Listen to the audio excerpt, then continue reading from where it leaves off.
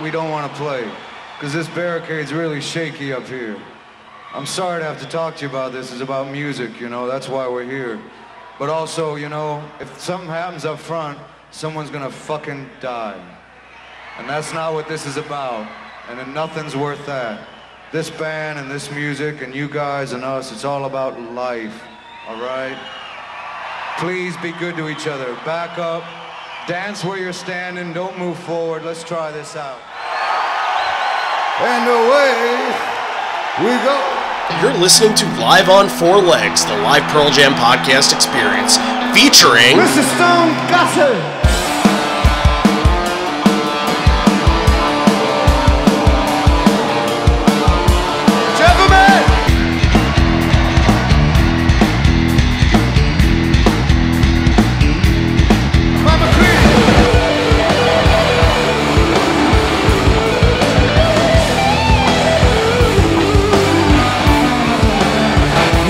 Fucking camera in the truck.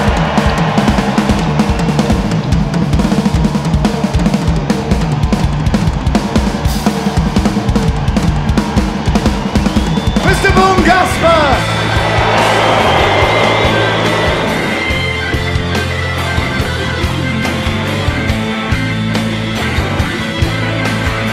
You can call me Al, you can call me Ed, you just fucking call me, why don't you?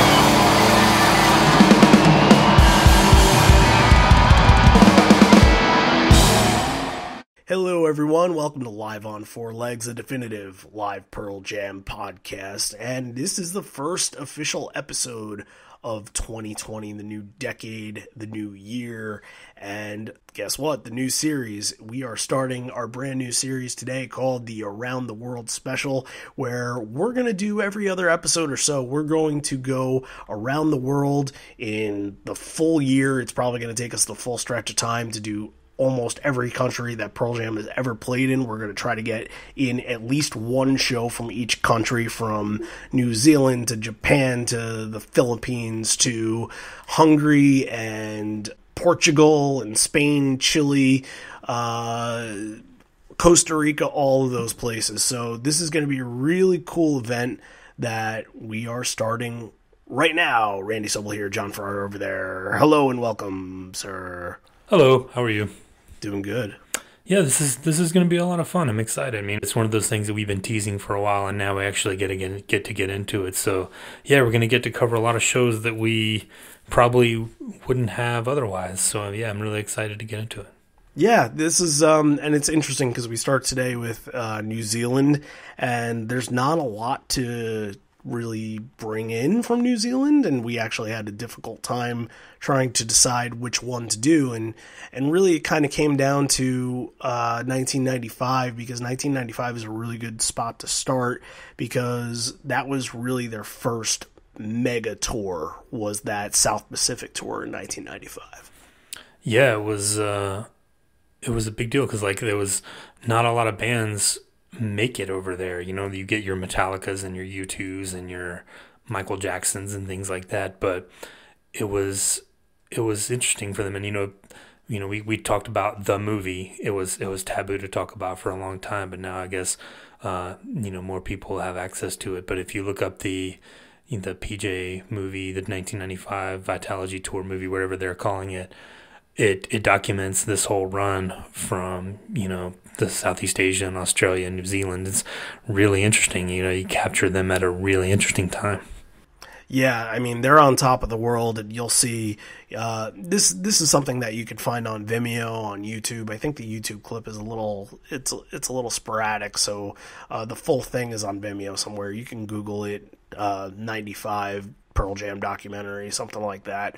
It's a really, really interesting watch. You'll see all the footage from the Asian tours, and they're getting grasp for the culture, and you get to see the crowds, and it's really kind of an amazing thing. And you see, there's not a lot of footage from New Zealand. There is some, which is good, but you get to see. In the beginning of the show, you get to see when everybody's lining up to get in, and this happened, they show a news report from Australia where people are breaking down fences and trampling each other to get in, and it's insane. This is really the rock star lifestyle here. Oh yeah, I mean it's the Beatles and on Ed Sullivan all over again, right? Think about it. These kids in New Zealand, this has been their favorite band. You know, the Pearl Jam mania sweeps the world. 1992, 1993, 1995 comes around. They're thinking this might be our only chance to see this band. You know, and they wouldn't go back until 14 years later. So yeah, I mean. It looks like every teenager in the country they did play in 98 shows. In New Zealand? Yeah, they played New Zealand in 98, I believe. Okay. Yeah. There aren't a lot of I think it was just 95, 98, 2009. I think that was it, but yeah, that's why it was so hard to pick. And yeah, like they were, and like I said, we've talked about it before, they were the biggest band in the world. The crowds on this tour were just insane. Like people would be like you said, breaking down the barriers before the show would even start. They would be moshing, crowd surfing, pushing up against the barricades. Like the security issues were real. Like they really, I mean, they're lucky that we didn't get a Roskilde in 1995 during this tour because it was insane. Yeah, and it's we're gonna cover something from either Taiwan or Manila or Japan, whatever's out there from 95, but you can tell the crowd is so much different from those shows compared to Australia and New Zealand. And you can tell, like, you sort of, you take for granted that, they've played Madison Square Garden 10 times, that they've played Wrigley 5 times, and they've played all these places in the U.S. multiple times. But when they go down to places that they're really not expected to play, it's this massive event. And I'll give you a good example. I'm actually reading the book, This All-Encompassing Drip, which is a book written by a fan named Jason, talking about mostly the 2005 Canadian tour and the 2006 Avocado tour from the US and Europe tour following. But one of the things from the Canadian tour that he talks about was the last 2 shows were in St. John's, Newfoundland. And it was on a Saturday night, and basically everybody says nobody comes to Newfoundland. This is the biggest event that we've had in years. It was a 7,000-seat arena, and after the show, there's this big, massive party in the streets, and, all the bars are open. It's like the biggest event on the planet just because Pearl Jam is there. And then they get to the next chapter. He has to leave the van that he's traveling in because that was the last show of the tour. He leaves the van in Newfoundland, and he goes back to St. John's, and the place is a ghost town. It's not that type of place outside of a big event like a Pearl Jam show. So that it goes to show that stuff never happens in a place like that. And, you can see places like New Zealand, Australia maybe a little more because it's a continent and it's kind of standalone on itself. But New Zealand is it's small. Like, it's hard to travel to, especially if you're from the States, or even if you are from Europe too. Like, it's not first on your docket. So you got to be thinking to yourself, like, if you live in New Zealand, if a band comes, this is going to be your only opportunity. And if you look at it too, I think the place they played was, I think it's called the Mount Smart or something top. It looks like it's almost a tent that they erect for concerts like this, and it does not seem like they were prepared for something of this magnitude. No. And I mean, you get to see it later on with shows even in the U.S. that just aren't equipped for the fans, but this is just in a world of its own, and it's cool to kind of go back and look at it. And obviously, we'll talk about it all in a second, but it's going to be a fun little ride what we're doing the next couple months into the latter part of the year. So before we get into the music and get into more of the time period and stuff like that, we got a couple of things that we want to throw out there. Since the last episode that we did, the top 10 episode, it was recorded before Christmas. We just wanted to send a thank you to everybody that took part in the no code vinyl giveaway that we did.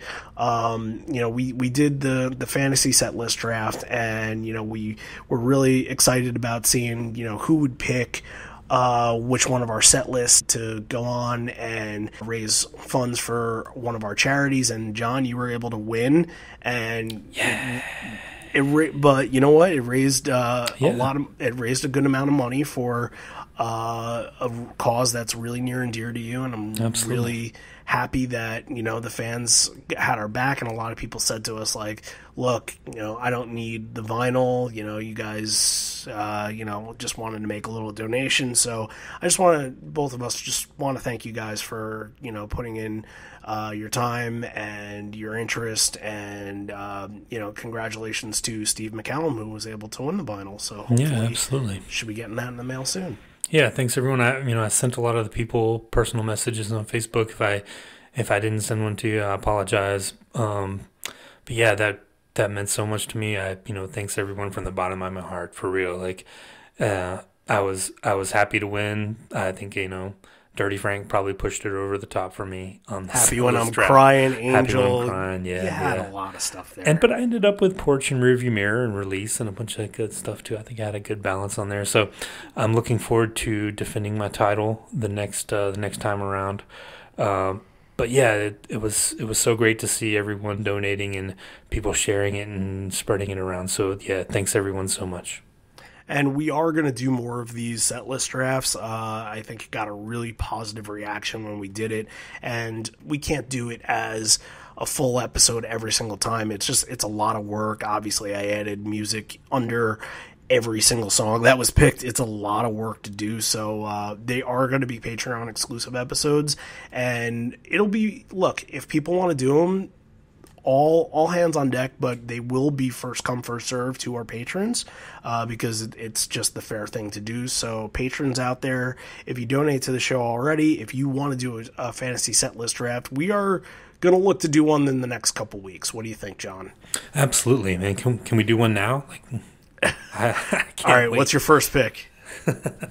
You take Release again? Out. Oh, come on. Yeah, we'll do it a couple times throughout the year. We'll get in some, and I know they're going to get real popular, and they're a real lot of fun to listen to too. So look, if you want to do them, just send us an email, liveonfourlegspodcast@gmail.com. Head on over to Patreon and subscribe if you haven't subscribed to Patreon yet. A big thank you to a lot of new subscribers to Patreon too. I know we got a lot of new December and January ones, so big thank you to you guys. Yeah, hopefully they're going back and listening to all the content that's over there, and we're excited to make more. So yeah, thank you guys so much. You might have to dig for some things, but look, there's this is over a year ago now. We did the New Year's Eve show from 1992. That's not something that should just be passed upon. We did Storytellers was another thing we did, and maybe an Easy Street at some point. It's funny you mentioned that. I got in touch with the Keymaster, and I asked him if he'd be able to support the hashtag Free Easy Street, and he did look, and it was a failed first attempt, but we're gonna see if another key will open the vault. So okay. I have hopes for this. He said that he kept his tracks in a certain place, so I think we'll get it. Maybe not till Record Store Day 2020. Okay, but we'll sure. See. But anyway, there's a lot of stuff on Patreon. The Evolution episodes we've talked about before, Alive, Wash, Leash. I almost said Ledbetter. Corduroy, State of Love and Trust. And last week, what did we do on Patreon last week, John? We started our Bridge School series with the very first Bridge School show that Pearl Jam did in 1992. And that was a lot of fun. Yeah, I hope people have gone out and listened to that. Yeah, it's a lot of great discussions in there. We get to talk about a period of the band that we don't usually talk about, and kind of a setting that, you know, we're not going to necessarily talk about on the actual podcast. So it's more exclusive material. It's only available on Patreon, those things. And, you know, obviously it's monthly subscription based, and, you know, but we're not looking to make any sort of profit on anything. We're looking to do things to put back into the show, like meetups for the tour. We're going to, you know, my wife and I are going to be in Amsterdam, and we're thinking about doing a pre-party before one of the nights in Amsterdam. So maybe doing some shirts, maybe doing some fundraising. And then, you know, things like doing Jeopardy again. I think you're going to see Jeopardy coming up soon in January once again. We'll figure out a date for that. But, you know, more giveaways. Yeah, exactly. Yeah. Poster giveaways, you know, anything, you know, we want to give back as much as we're getting. So, it really means a lot that people continue to give month by month. We want to make sure you get your money's worth. You're right, John. We really do appreciate you guys chipping in. You know, just $1 a month is all we ask for. We're more concerned with getting our content out there and getting you guys that really enjoy the show even more content. And if you guys are asking for it, we're going to give you more. And that's why you could probably expect something up tomorrow. That's a little bit of an extra thing. John and I really don't get to do a lot of non-live discussion, so we might throw in here and there some, you know, extra talk, maybe, you know, rearranging albums, or, you know, just fun things that'll take like 10 or 15 minutes to listen to. So yeah, it'd be a little something for you on your commute to work or something to listen to. Yeah, nothing too fancy, and it's Pearl Jam content. You guys all enjoy Pearl Jam content, and that's why we're all here. So, speaking of Pearl Jam content, I mentioned before fantasy setlist draft. How about the Fantasy League, the Pearl Jam Fantasy League? I've kind of mentioned this a lot on Facebook and Twitter the last couple weeks, and we are starting to get the wheels in motion to get them back. And, you know, we're doing 5 leagues, and that's a lot. I'm committing to this, John, but I'm kind of excited because, you know, this is really how the podcast started. Yeah, this whole thing is new to me. Like, I've never done one of these before, but I'm looking forward to learning more about it and dominating it once again. Hey, I am the reigning champion of the Jack Irons League. So, and it's not because I knew my own rules. It's because I was good. I picked up UR when it was getting good play and all that. So, you know, just to kind of mention what it's about, you know, you have your fantasy football, you have your fantasy baseball. All fantasy sports are huge. Everybody knows that. And what it is basically, instead of taking the top players, you are drafting songs. And so for your first overall pick, you're going to want to draft something like Alive or Even Flow, because you know it's guaranteed that they're going to play that every night. So the points come when they play your song that you picked. So it's kind of like, obviously you have, you know, Better Man and Daughter are going to be off the board the first round or two. And then, you know, the strategy is later on. What are you going to pick? When are you going to pick songs like Faithful or So how many points do I get when they do play Happy When I'm Crying? Well, that's the thing. For rare songs, it's going to be 3 points, because we'll have a system.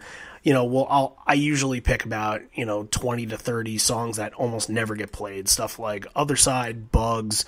You know, I mean, we have to account for things like Even a Little Goat now, because you never know when something like that comes up. So yeah, Happy When I'm Crying, it's going to be on the board now, because you just never know. But usually we do offer for rare songs like that. We'll put them in a different category. They'll be 3 points. Covers are worth 2 points. We have a system where you take one of your common songs that's usually worth 1 point, and you can make it your Love Boat Captain, so it gets to be worth 2 points. So there are going to be ways, and we're going to kind of work with some things from the last year that we did it and sort of make some changes and you know, find other ways to attain points, but it's all in the draft. And like fantasy sports, you can drop songs, pick them up, you can trade with other people. It's a lot of fun, and look, it's Pearl Jam nerdism at its best. So be on the lookout for more information about that when we get closer to the shows, and we'll hopefully we'll be able to fill that up, and it'll be lots of fun. It's filling up quickly, so get in touch with us, liveandfourlegspodcast@gmail.com. DM us on Facebook, whatever you can do. If you're interested in the league, just let us know, and we will try our best to hold a spot for you. But that's, again, patrons will get first dibs on that because they are patrons. So if you do want to be in the fantasy league, being a patron is a good first start. So there's no guarantee for anything, but definitely the people that have gotten in touch are definitely going to have a spot right now. So with all that being said, I think we can start our little travel here as we start all the way. God, I barely know where New Zealand is. It's in the middle of the water somewhere. It's Lord of the Rings, Flight of the Conchords. Yep. That's Taika Waititi. My cousin just came back from there. He was there on his honeymoon like a couple months ago. Him and his wife love Lord of the Rings, so that's basically why they went. Yeah. They sent out their Christmas card in front of one of the. I don't know anything about Lord of the Rings, but their Christmas card, they were hobbits, so sure. That's them. But yeah, New Zealand. Again, it's just really interesting because big bands and small, even smaller bands, like a band like, I don't know, take the top band of today. Oh God, I don't want to because none of them are very good. How about a band like Coldplay? Do you think a band like Coldplay, and I'm not saying they're the top band today because they're not, which I should mention before we continue this conversation. Did you see the Billboard top 10 rock songs of the 2010s? No, you could not pay me to read that. Okay, because it's god-awful garbage. Oh, I'm sure. It's like there's like 5 Imagine Dragons songs. Did you see that the Strokes have a new song called Ode to the Mets? I did not see that, but I am going to listen to it the minute that we get off this conversation. So, hey, when you get a couple of losses in music, you get one back, right? Mm-hmm. Anyway. But yeah, okay. No, we're doing night 2, Auckland, New Zealand, 1995. Yeah. The last show of their little Southeast Asian, Australian, New Zealand run. There was kind of, February, March 1995. It was kind of they had done a show in DC in January where they were debuting a few things. They had recorded Mirrorball in January and February. Right after this, Eddie would go on do the Mike Watt tour, where you would get they started playing Habit and things like that. And then later on in '95, you get everybody we talk about Soldier Field and all the drama that happened in San Francisco and everything, and you're off and running. But this little run here, there's not a lot of set list changes like we would get later. But it's still like really good shows. They were still like coming off Vitalogy. They were on fire live. Yeah, look again. Height of their popularity, Vitalogy is in contention. One of the biggest albums of 1994 and 1995, and they're just up and away like one of the most popular bands in the world. And Vitalogy is it's this album with so much firepower, with such a fiery punch that it's hard not to get into these songs at this stage in the game. And it was Self-Pollution Radio too in January 95. That was broadcast all over the place. So right. A lot of places like this and they heard that in Australia and in Japan and in Taipei and in New Zealand. That was broadcast all over the place. So after coming off that, it just made people want to go see them even more. Yeah, and they were lucky enough to Yep, they were lucky enough to get 2 shows down in New Zealand, and the first show actually was the one I initially, when looking at the set list, was the one I wanted to cover, because you open up that show with Throw Your Arms Around Me. I will come to you in the daytime, I will raise you from your sleep, I'll kiss you in four places as I go running down your street. I'll squeeze the life right out of you. I will make you laugh and make you cry, and we may never forget it, as I'll make you call my name as I shout it to the blue summer sky, and we may never meet again. So shed your skin, let's get started, and you will throw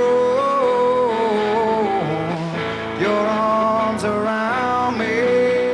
Yeah, it's really cool. Like, and the reason they did that, if you go back and watch the little clip from the tour movie, the crowd was just in a frenzy. And this whole show, this whole tour, the crowds were just nuts. I mean, you'd have people breaking down the barriers, like I said, moshing before the show starts, getting thrown over the barricades, pushing up to the front before the music even started.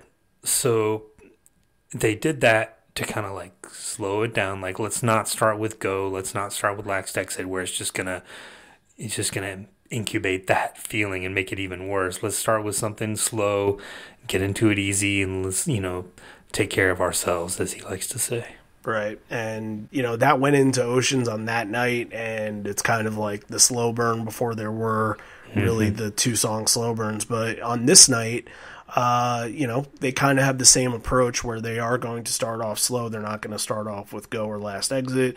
They're starting off with Release, which obviously it never goes away. There's really never a time period in the band where Release is not part of the full set list. And we should mention too, the recording from night one that we have is not very good. It's one of the recording from this night's not great either. It's right. It's someone. I mean, I have no doubt it's someone with a cassette recorder holding it up in the crowd somewhere. Which we thank them for doing. Yeah, absolutely. They're a hero. But yeah, I mean, there's a lot of songs missing. Probably when the tape ran out and they didn't notice and waited to flip it over, missed a couple of songs. So it's an incomplete recording that we have. So that's probably not one that we're going to cover on its own at some point. So it's right, feels right to mention it along with this show. Yeah, and look, there aren't a lot of episodes that we're going to do that don't have pristine recordings, because there are so many that are just flawless, even bootlegs from 1991-92 that really sound terrific.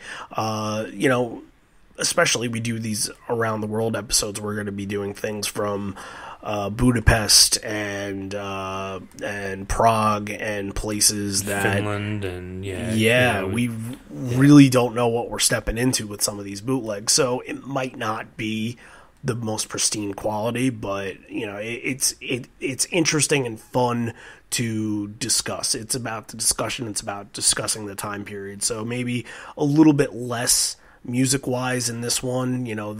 There will be clips, but the crowd is really loud in it. You can't really hear the drums. You can't really hear the bass, but it is. But we do know that the band does have it because they filmed all these shows. Yep, they have them in the archives. So maybe someday.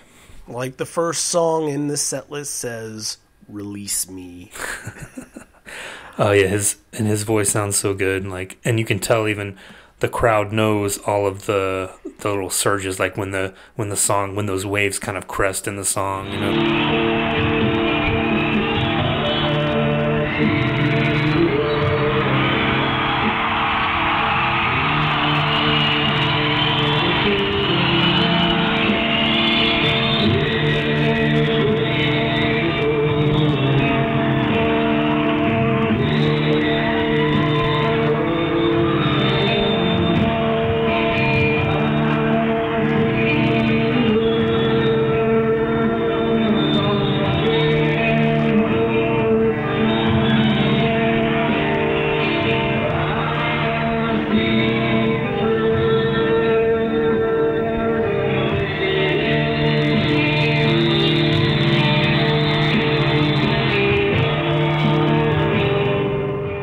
hear the crowd like they know when those moments are in the song, and they react to them. It's It's really cool to listen to. Like, the crowd is just as much a part of this bootleg as the band is. Absolutely, yeah. You'll hear there's some really, really good crowd moments in this show, and again, they don't know when the next time is going to be, so they got to act like it's the last time. So they're fantastic. I can't say enough about them. But it's, to start it off, it is a real 1995 set list. You go Release, Go, Last Exit, Spin the Black Circle, Tremor Christ, and that is very standard 1995 right there. But for all intents and purposes, it works so well, and there's a reason why they did it like this almost every other show. Oh yeah, I mean, Go and Last Exit into Split the Black Circle it's perfect. Like, it's the three fastest songs that they have probably at the time, and it's gonna get the crowd into a frenzy. Like, even more, like, it's crowd surfing, people going crazy. You would have had to been, people flipping over the front. Like, you got to be hardcore to be in the front for these. Yeah, it's this is not. This general admission stuff that you see now where you're riding the rail and, maybe you get to move a little bit with the audience. This is Dad Ed era. This is nothing compared to that. We'll get a little story of that next week, probably. Yes, we will. I think you'll get your fill of that and your fill of what 1995 was really like from a voice of the podcast themselves. So, really, I think a standout in this little section here is really Spin the Black Circle. I thought this was a tremendous version.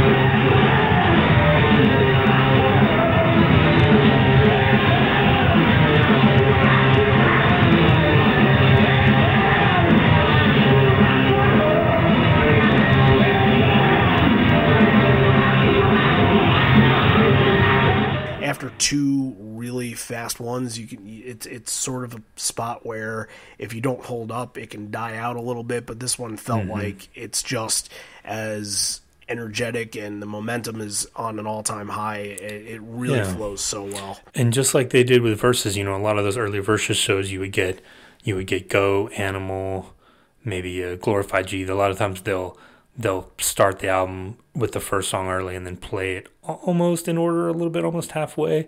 Right. So you get a Last Exit, Spin the Black Circle, Tremor Christ, Not For You early. So they're giving you a little bit of taste of the album in order a little bit early. It's one of those album promotion tricks that most bands do where, you want to get the early stuff in because everybody knows the later stuff and, they're going to be more energetic when the later stuff. But at this point, like, Vitalogy is, 3 months old? Came out 4 or 5? Yeah. Came out in November, right? December, I think. I think the vinyl came out 2 weeks earlier. I think it was, I want to say November. John doesn't collect CDs, you guys. November 22nd, I want to say. And the vinyl came out. I thought it was like December 12th. That one's sticking out in my head. Riot Act was... I don't know. It doesn't make a difference, but sure. Yeah, it's around that time. So after Tremor Christ, you get a little arpeggiated bit from Ed, and he talks to the crowd. It's really tough to hear what he's saying the whole entire night. There's just little bits and pieces, but he says it's a great day. It's the kind of day that'll kick your ass.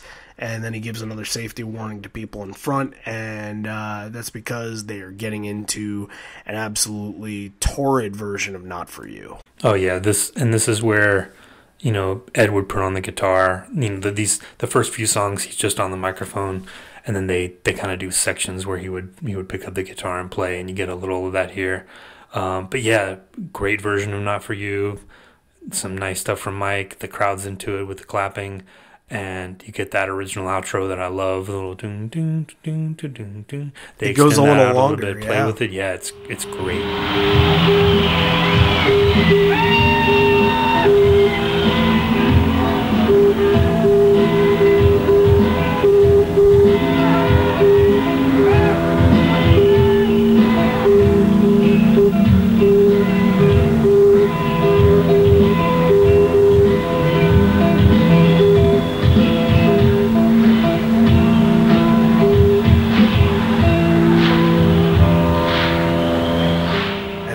clapping at the end where it transitions so nicely. It's a seamless transition right into Rearview Mirror.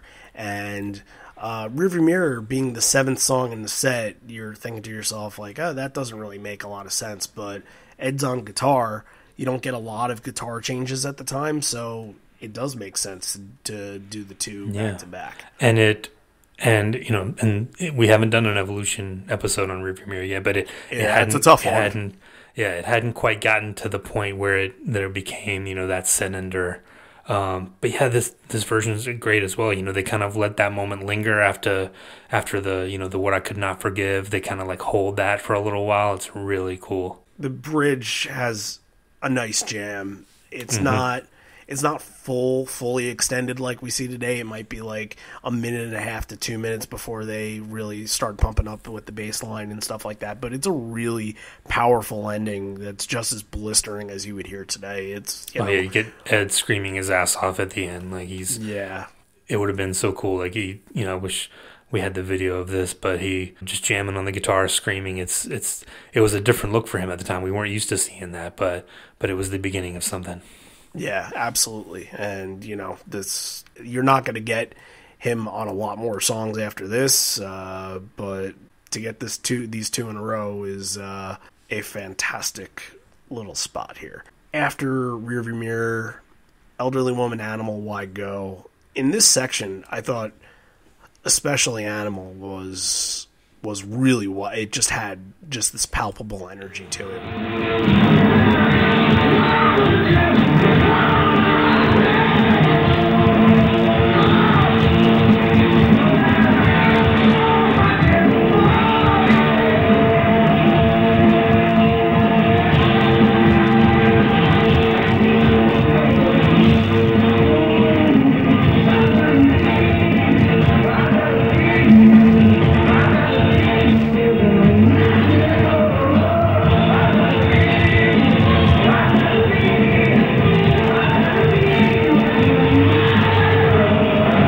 Sometimes you get Animal the first couple songs and it has that palpable energy, but this feels like it's not a mid-set song. This feels like they would perform it third or fourth. And Jack had I really liked his versions of the songs from Ten and Verses. He really did a lot of interesting stuff and really propelled those songs forward. And I think it really fit where the band was at the time. I mean, his drumming on Animal is fantastic. The band really plays off of him, and Why Go the same way. Like this little section here is great, and then after Why Go, you get a little downer. Luckily, did you catch what he said after that? Yeah, it's kind of impossible, but he kind of jokes. He said, "We haven't told anybody this, but this is our last tour." And that, I don't know, that goes into like really the idea of Vitalogy, of it being sort of the anti rock and roll album of, hey, we're not these popular rock stars. We want to do everything the opposite way. It's kind of like anybody that's trying to be like us or say that put us in this spotlight that we've never asked for. It's not what they're about. So I don't know, them making this joke is not, that's, to me, it's not. It's a little bit of pandering too, because then you get there'd be no better place to end it than right here in Auckland, New Zealand. But they're not that type. Well, they are that type of band. But I mean, I think that's something that would come up every now and then. He says that occasionally. But you know what? I look, if they do it for Chicago, then it's like, okay, yeah, you've been at Wrigley a bunch of times, but this is New Zealand. Do they know at this point the next time they're going to be back in New Zealand? No. Right. So you might as well just pander it up. And this too, like these, we'll keep mentioning it. The crowd in these versions, like especially Animal, Why Go, Jeremy, like just you can hear them almost louder than the band. Like you can. There's 13,000 people. 13,000 people in this venue. I mean, that's less than you get at an arena show now, but it sounds like there's 100,000 people there. Jeremy really personified that for me.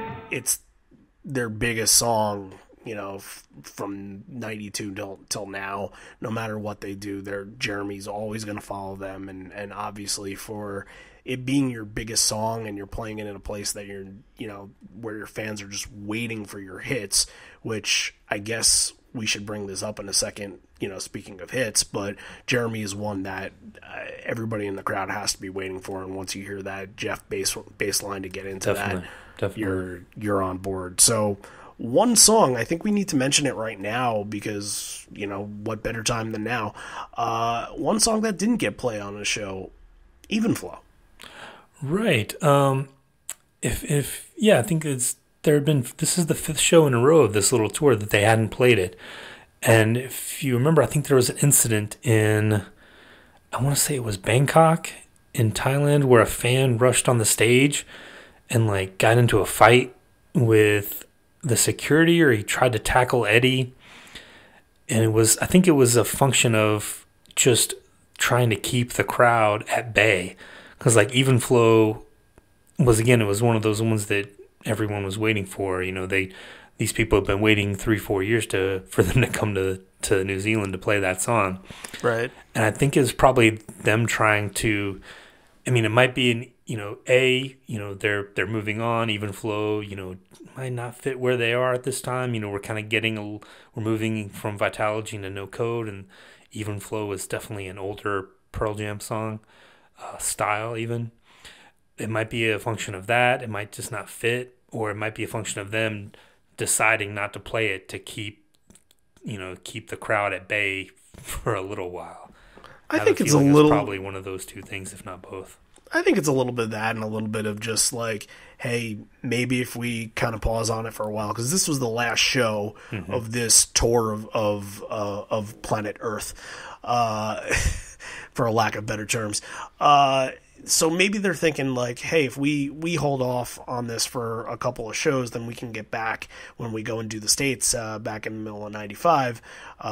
We'll be back doing Even Flow, and it'll sound good for our guys in the States. So I think, you know, they're a band that they get bored with stuff rather quickly, and it did come back. You know, they did play it starting in June and July and September and November. So I think people out there know that Even Flow came back and pretty much never left.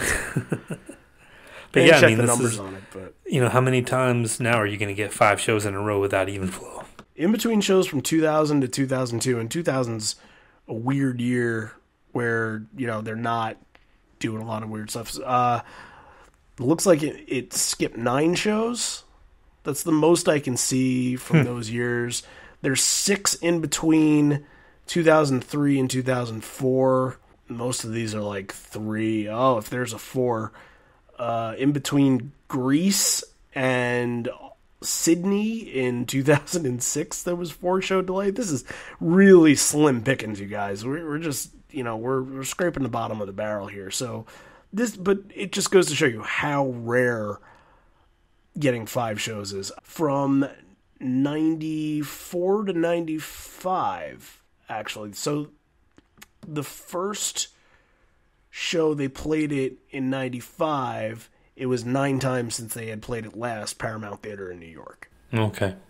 So, and I know that there were some SNL appearances in there, and there, you know, Live Footsteps does count. Self-pollution radio and all that. Yeah, so it's not, there's no perfect science to this, but again, it's there to show you how rare it is to get more than a couple of shows in between Even Flow. So, you know, 95, how many times they played it? 27 songs, 62.8% of the shows, which is probably one of the smallest percent. Yeah, definitely. If you go to 96, it's 91% of the shows. If you go to 98, it's 92% of the shows. So it's, you know, that's no surprise to anybody. So. It's their number 1 played song of all time. Yeah, again, no surprise. Yeah. So Even Flow not being played, Jeremy takes its place, and pretty much, you know, if you're in the crowd, I probably wouldn't think differently. I'd probably just be like, hey, look, they have 3 albums worth of awesome material, and we didn't get Even Flow. All right, well, cool. The next time they come to New Zealand, I'll be really psyched for Even Flow. So not a big deal. This section, though, is Jeremy, we talked about Glorified G in Before Daughter. Daughter sounds great here. I really like when Daughter has that, like, fine wine touch to it. It felt so smooth. It felt like it went down really well. I don't know if it was the recording or what it was, but it had this just delicate, it's not really the sing-along, it's not the really up-tempo version, but it just had this smooth, really nice feel to it. Yeah, and you get and again, another song that gets a huge crowd response. You can hear them singing along to every word. Yeah. And of course I have to mention that we get a little bit of Fugazi here.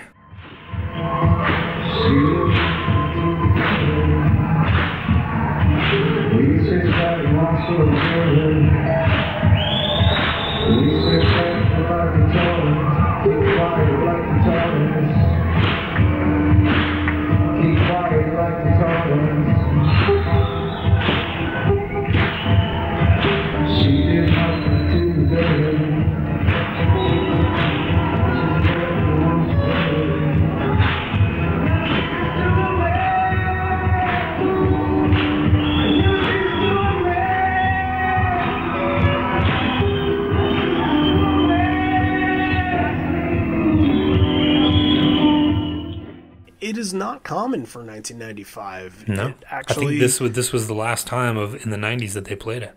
It was, and it was the only time it was ever tagged off Daughter, because they would do it all of 92, but Daughter not being a song in 92, it was just kind of placed here and there in random places. So yeah, it came back in at Pink Pop in 2018 after 23 years.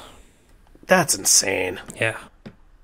I mean, it's great that they did go back to it there and in a special spot where it deserves to be. But man, it's a song that has such a good standing with the band that, it got them through a lot of the early years and a lot of good content on Boots. You hear those lyrics that Ed is just sometimes it's not even to a band accompaniment. Ed is just kind of singing it in between songs. So, and it kind of just feels like a jam. And it's a really good part of their history in a time where they weren't utilizing a lot of covers. And I don't think Fugazi ever made it to New Zealand. They might have, but I'll have to go and check. But, that was probably Eddie bringing a little bit of one of his favorite bands to somewhere that they might not have been. Little section here: State of Love and Trust, Garden, and Corduroy. Well, you hear the crowd going, Eddie, Eddie, which was a common thing at the time. He was being, he was kind of being, quote unquote, glorified as the rock star, and he goes, he has a good little comeback to that. If you caught it, no, he goes, call me Mr. Vetter, or Severson. Whichever you prefer. Well, that's old school. I don't know if they were ready for that, but probably not. Yeah, not until the documentaries come out. Right. State is blistering. It's fierce. It's Did you notice Jack, like halfway through, he starts going into, I think, when I was a man, we used to call it just one, where he's hitting it's like the beginning of Last Exit, where he's just hitting every beat on the snare, like it really turns the song into a whole nother level. And by halfway through, it's really cool.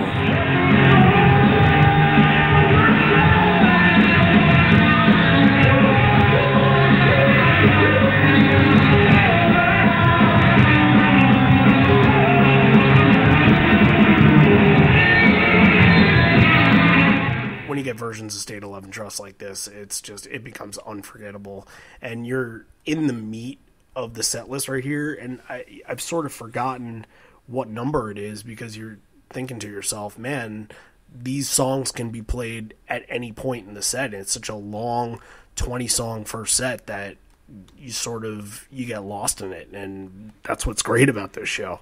Yeah, was there even an encore break? Like, a lot of places it doesn't show. I don't even think they did an encore break of this. I think they might have just gone straight through. You know what? I listened to it, and it really sounded like between Porch and Blood there was a little bit of a pause. And I'm I'm going to consider that it. Okay. And we should mention the recording does cut out a couple of times in this, so we don't have a complete, like, unedited run where we would be able to tell if there was, 2 or 3 minutes of silence. So we're just going off guessing at this point, really. But yeah, State of Love and Trust is great. Garden has a nice outro section, a nice mic solo, and then you get Ed puts on the guitar again. Yeah, Corduroy sounds great. I mean, that beginning, what'd you think about the beginning? Because, again, with the audio, it's a little tough to tell, but it sounds like, almost like Jack is trying to extend the intro if you listen to it, and then you listen to it again, and it just sounds a little bit too seamless. Did you notice that? Like, almost like Ed's guitar didn't come in at the right time, so it had a weird sound to it. It sounded good. That was the thing. I was kind of expecting them to extend it a little longer, but yeah, I think he wanted to do that. They still weren't sure, I think, how it was all going to fit together live.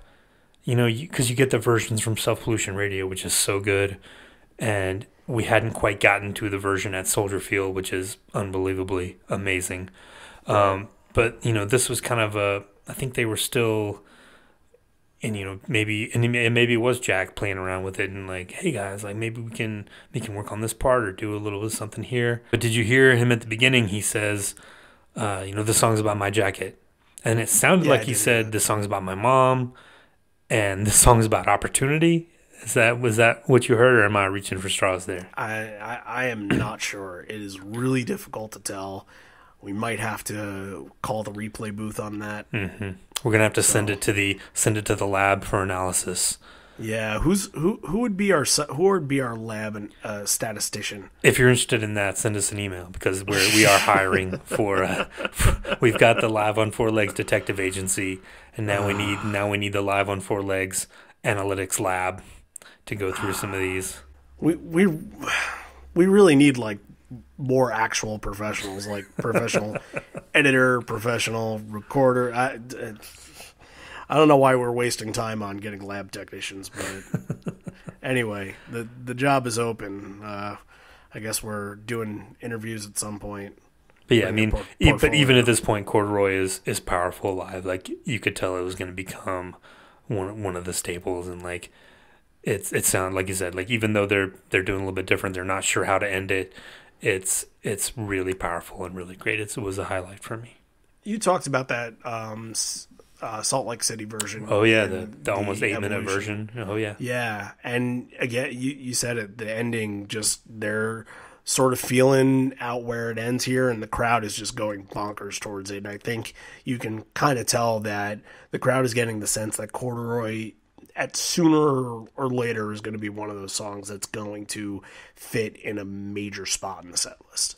Definitely. You get after Corduroy a very early version of Lucan where even in a bad recording you can't really tell what he's saying at all. There's a lot of stuff about being away from home. Like he repeats that was I think that was an early lyric where there's a lot of stuff about being away from home in Lucan. Yeah. That first part, all I keep hearing is, I know I see my home. So I keep hearing like the word see my in there somewhere. Mm-hmm. And I don't know why, but it's definitely not like, walk down the street, I can't find my keys to my own fucking, it doesn't have those same lines. It just, I don't know. Yeah. And he might not have come up with that until they were in the studio for No Code, Yeah, of course. And this is a song that it's so experimental in a way where it's just kind of like, well, fuck it, let's just write a song that's 40 seconds long. You can do pretty much anything with it. You can scream it and people are going to go insane. Just play it. And there's a cool little guitar thing in the middle. I couldn't tell if it was Stone or Mike, but a little cool kind of a guitar, not really a riff, but sort of some notes like that I don't think ended up in the final version, but something a little different there. I liked it. This is really, I'm considering this the end of the set. Better Man Alive in Porch, because you get like a 10-minute version of Porch here, so it's, you're ending the set on this kind of foot, and this is pretty much what they did back in '95. But Better Man, another one that fans are there. Better Man Alive, Porch, like that's such a great combo to end a set on for this sort of for this sort of experience that you're thinking to yourself, like, how they don't need to come back on stage. You just got 20 songs. Right. And, Better Man's another one where it hadn't quite, they didn't start tagging Save It For Later until 98. Right. So it hadn't quite become the standard, but it was already a favorite. They play it pretty straight. And then, Alive, we talked about on the Evolution episode, 95 was kind of the year that it was kind of a make or break year for Alive. Like, was it going to stick around? Was it going to fall victim to what happened in Glorified G and Deep and Why Go? Right. But it just kind of falls apart at the end. Like, you can tell, for me, it sounded like their heart wasn't really in it. See, I actually liked the ending. I thought that, I don't know, it worked in some way. Like, maybe it's just because it's different and we hear, very canned, generic Alive songs. Careful. Look, and generic is not the right word, but when we're talking in terms of Pearl Jam here, it's sometimes they can get to play the same things over and over and over again. When you play Alive at 700, 800 different shows, how many times are you going to play it a little differently? I saw this as using their creative palette a little bit different. I thought it was interesting. I didn't see that their heart was out of it. Okay. I actually like what Jack was doing there. He was kind of sped up the beat a little bit, and maybe it was just trying it out, trying something new.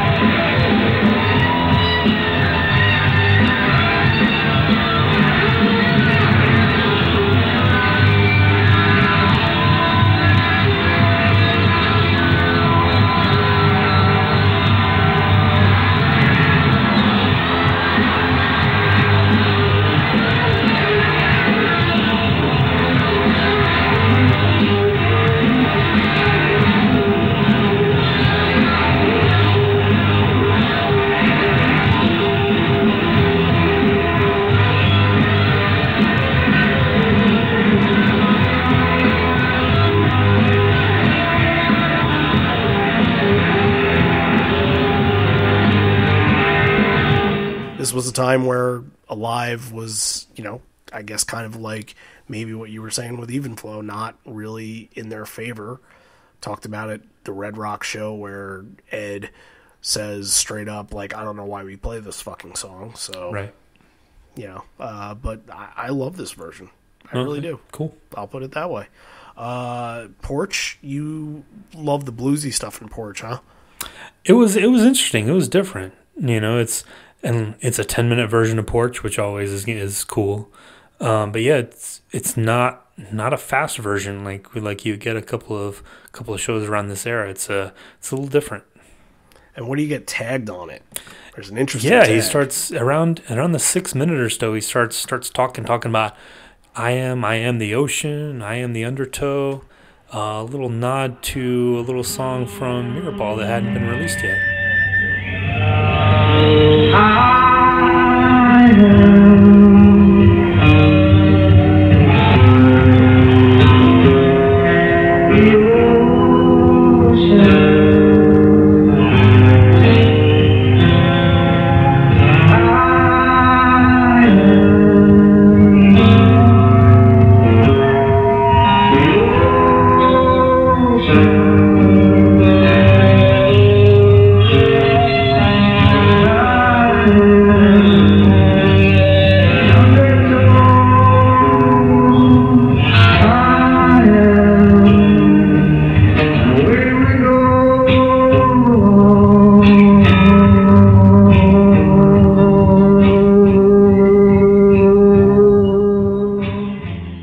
That is my favorite song off of Mirrorball.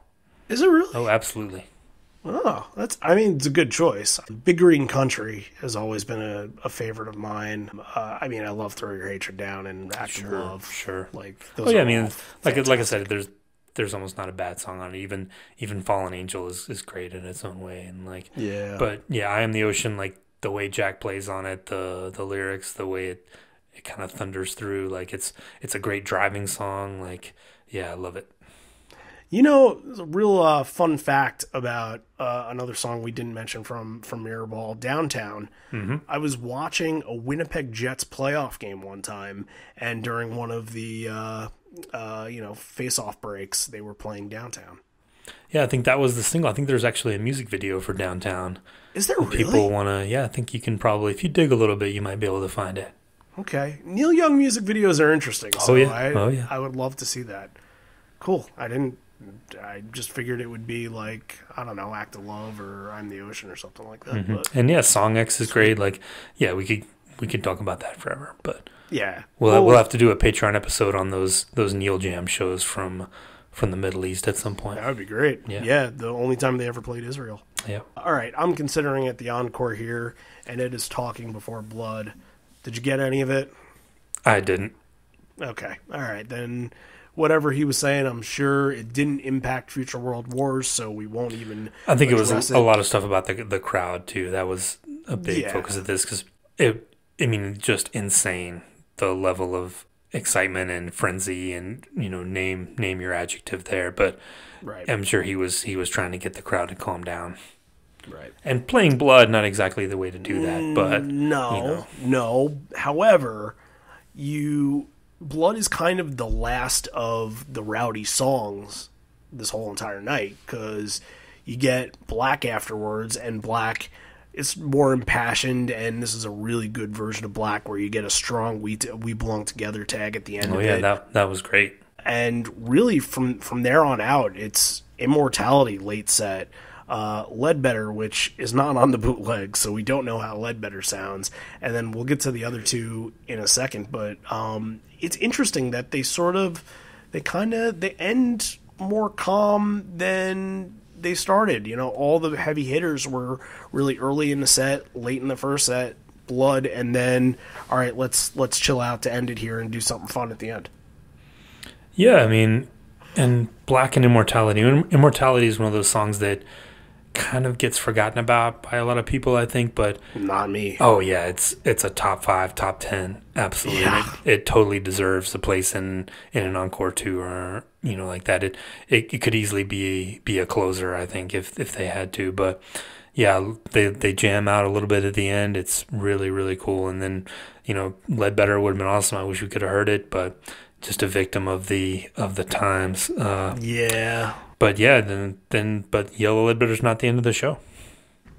Considering that Immortality does get that spot, like it deserves to get played in big spots, like you said. It's usually reserved for maybe like mid-set, sort of a cool down after something big, a big section. But to end the set with Jack's big drum section at the end there, which I would play it for you guys, but it is really, really tough to hear over the crowd, and that was one of the most disappointing things about this show, is not being able to hear Immortality at its full strength. When this show becomes Vault 147 in the year 2031, then we can go back and hear all the things that we missed.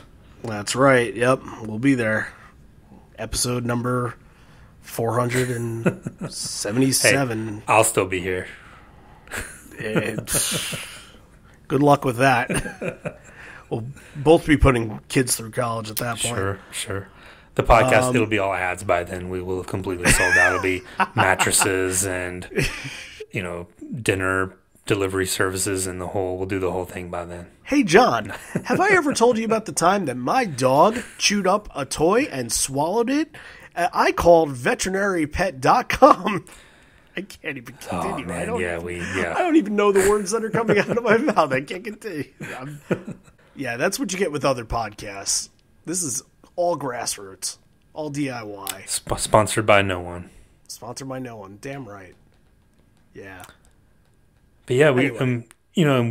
I should mention, we didn't mention it at the beginning, but this actually was the day of the famous incident where Eddie gets caught off surfing and has to be rescued by a lifeguard. I think they had gone out in the really? afternoon. Yeah, they had gone out in the afternoon off the coast of New Zealand, and he was carried out. I think it was a few hundred feet. He was actually with one of the guests that appears on the next song, and the lifeguards had to go out and like rescue them. Like this was the day of that famous incident. Wow. Yeah. I guess that's what he was talking about earlier in the set when he said, "Hey, it's a great day." The riptides and all of that. Yeah. Yeah. Huh. That's interesting. I thought it was actually one of the Australia shows, but that's interesting. Yeah. If everybody will turn to their PJ20 books, page 162, you can read all about it. John's on top of it, you guys. So without a Ledbetter, we don't really know what's happening. There's a lot of crowd noise and kind of stuff going on.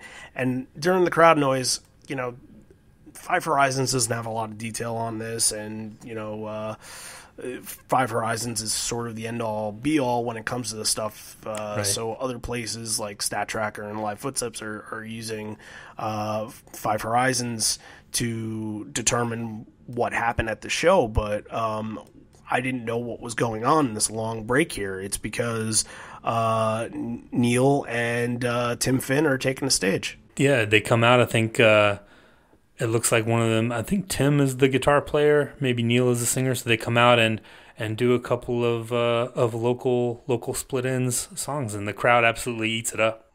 Yeah. This is. I mean, they're the local celebrities. It feels like this is probably the band that you can see a couple times a year in New Zealand, and they at that point it had been 10 years since they put anything out, and I think the Finns were doing Crowded House at that point, right? Maybe a little earlier. So that was their one song that was pretty popular.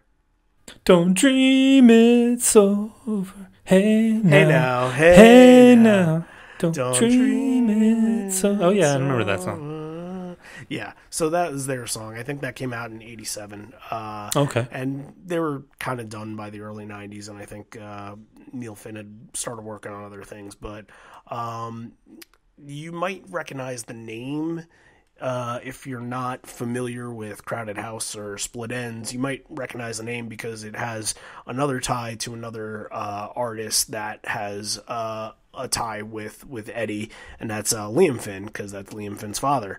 I actually got to see him open up for Eddie on the 2009 tour, the solo tour that he did. He was fantastic. Yep, I saw him open up PJ20, and awesome experience. He's a wild guy, so made for an interesting show for sure. Yeah, there's a little quote from here in the PJ20. Yeah. If I can have the spotlight for a second, I want to read this. A little story time. Yeah, a little pull up around in a circle, everyone.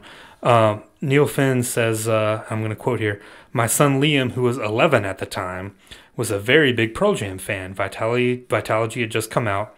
We got a message from the promoter that Eddie was quite keen to hook up. Would Tim and I want to come to the show and maybe get up and sing something with him? I may well have been into it anyway, but there was no way that Liam was going to let me not do that. Eddie's a very charming guy, but he was quite stressed out in those days. There were a lot of security issues on that tour, and he was real nervous about the barricades at the front holding up. But he was very gracious and welcoming of us. We worked out 2 or 3 songs in his trailer, and doing them was fantastic. I must admit I had no idea Pearl Jam was such a good jamming, freewheeling band.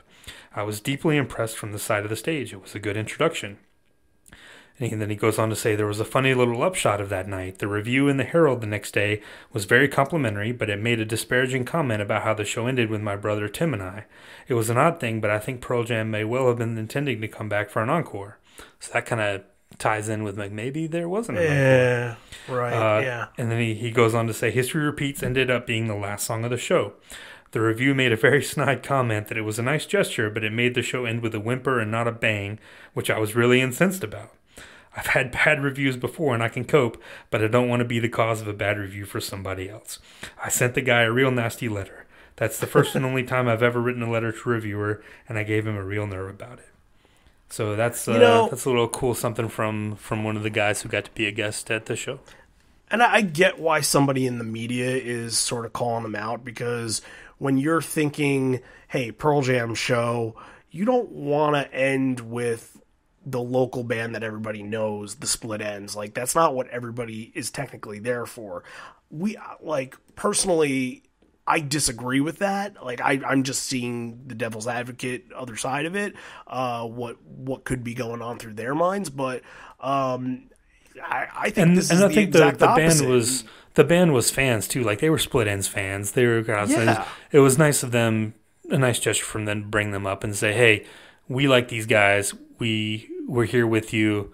We know your people. We'll give them a shout out." And it's cool for them to be like, "Oh, Pearl Jam knows our band," you know. Yeah. Yeah, I thought it was great, and it's a great version of History Never Repeats. I Got You is a great song, you know, going back to the early 80s. I thought it was a great way to end the show. One of the versions from night one ended up on one of the fan club singles, I think, from that year. I think History Never Repeats. Yeah. From night one, yeah.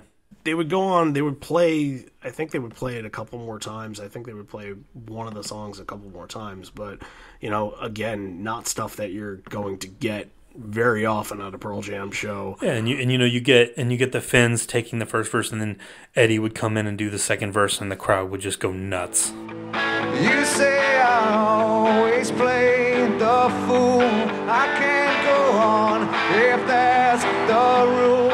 Better to jump than hesitate. I need a change and I can't wait. I said history never repeats. I tell myself before I go to sleep. And there's a light shining in the dark, leading me on towards a change of heart. That's how they close the show both nights. History Never Repeats and I Got You. Yeah. And it looks like I Got You got played in Australia a couple times in 2006. And 2000 it got played in Italy and Pittsburgh. So nice. Changed it up a little bit, yeah. And then back New Zealand in 2009. So that's cool stuff. And catchy songs that you're not going to hear from the band at all unless they go back to New Zealand at any point in time, which, you know, hopefully for you guys. I know a lot of the Australian crowd is really hoping for a tour at some point, and I'm with you guys. I think it's about time. They haven't been back to Australia since 2014, so hopefully. When was the last time they played Atlanta? Oh, 2012. You don't live on a continent with nothing else around you. You can drive I to might as well. Nashville. Get out of here. Entitled, selfish. Hey, we've had 2 hours of Pearl Jam since 2003. We are due. But I'm with you, Australia. I feel your pain, Australia. You haven't had 2 hours of Pearl Jam. You've driven to Columbia, South Carolina. You've driven to Greenville, got verses. You went to Memphis. You've been all right. Oh, it's not the same as the hometown show. All right, top three from this show. All right. It was so tempting to go with the last two, and they were so great, but I have to stick with the Pearl Jam songs. And my number three is going to be Daughter. Getting the suggestion tag the last time it would show up for 23 years. Thought it was really nice. The crowd singing along, definitely a huge crowd response. Like you mentioned, sounds really just fine wine, aged perfectly. Yeah. Stone's got a nice tone on the guitar. You could definitely hear that in the bootleg. Thought it was fantastic. My number two, Porch, getting the little tag of Eye on the Ocean. Thought it was fantastic. 10-minute version. Love it every time. And then my number one's going to be Not For You, the Not For You rearview mirror smash up that we got there. Just fantastic. Like that was the number one highlight for me. Trying to think of three different ones because I like a lot of what you suggested there. So I'm going to go number three, and I will say just the appearance of the Split Enz in general was just pretty awesome.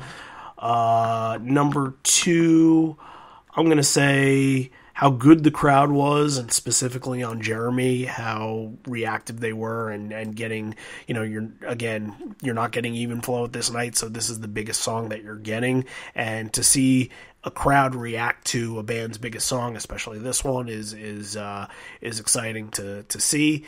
And number one for me, I really, this is so classic '95. I love Spin the Black Circle.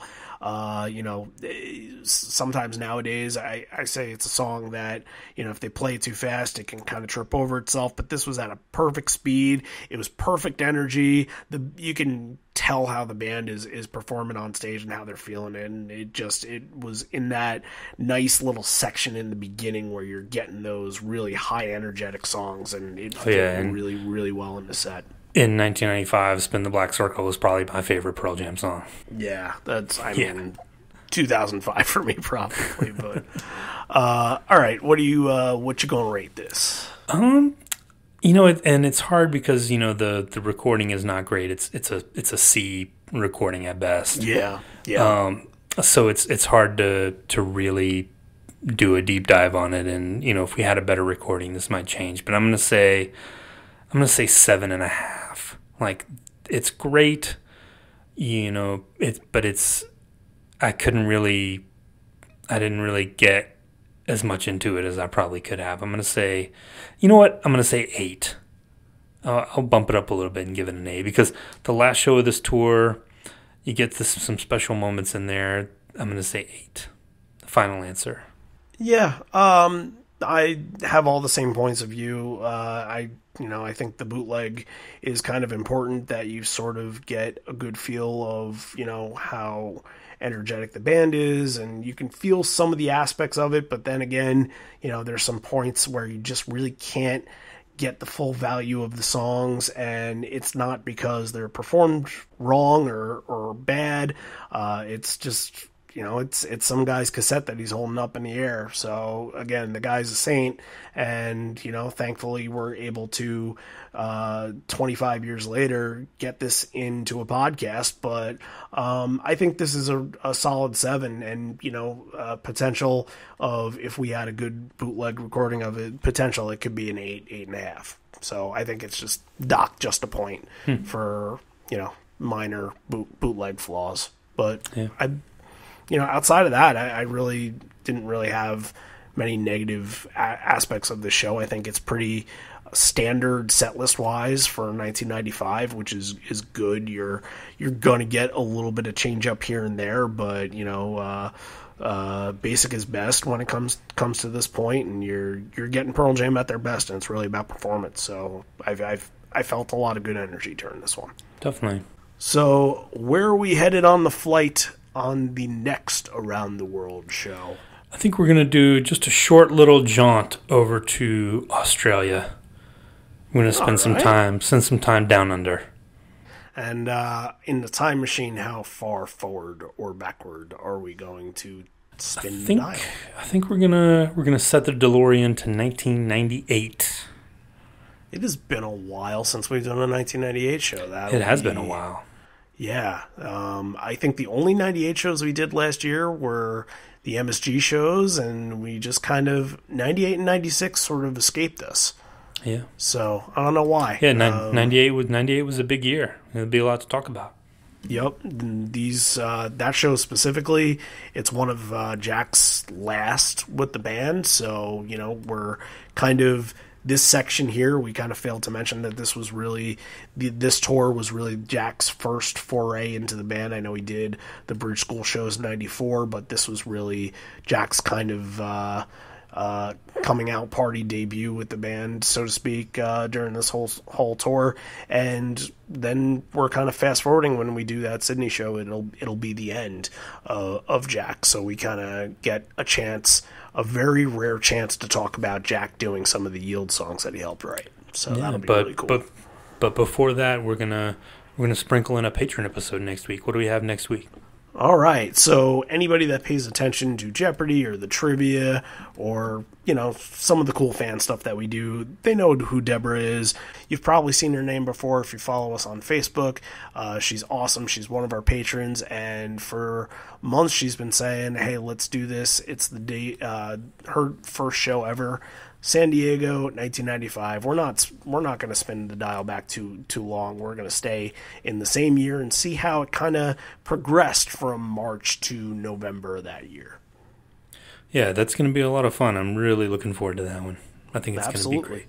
Deborah's going to be a really good guest, and I think you guys are going to enjoy it. It's good to have a lot of our episodes that we've done with guests that have gone to shows have been more recent stuff because that's pretty standard. But to get one that is back in '95 where somebody can say, "Oh, I was in the pit and I was waiting online and this and that," like it really paints a good picture of what the time era was back then. So I think you guys are going to really enjoy it.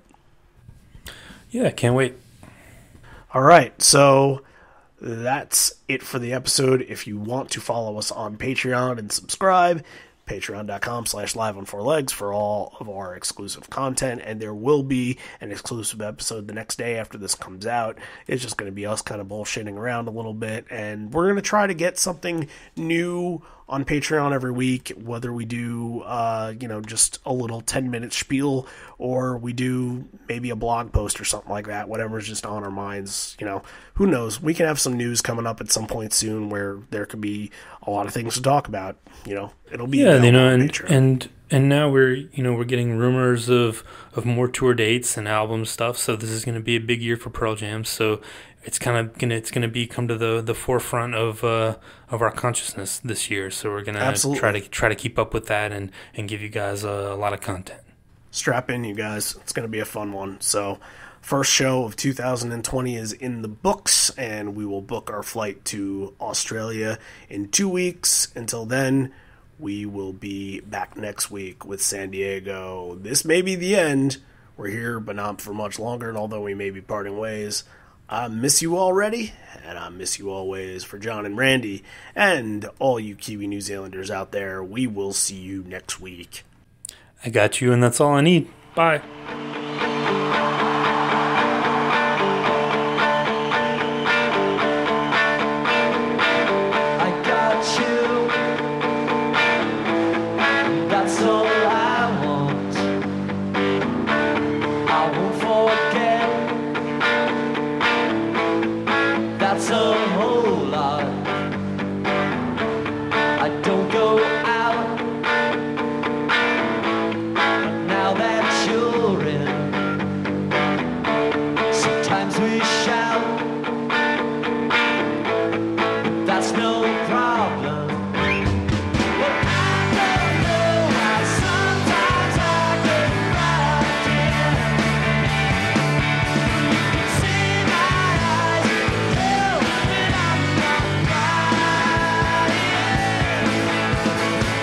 Look at you,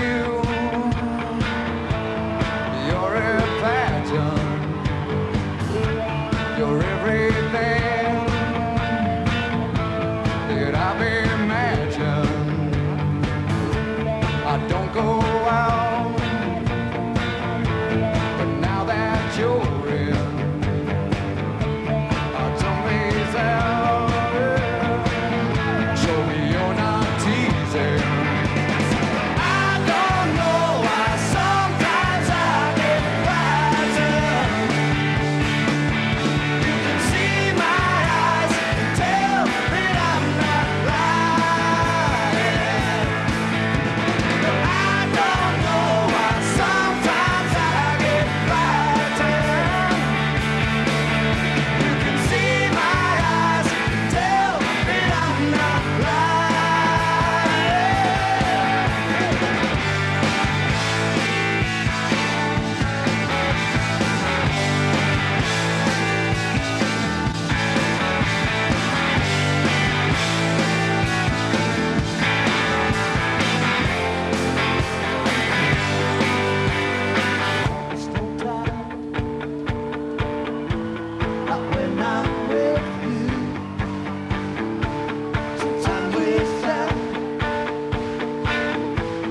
stay.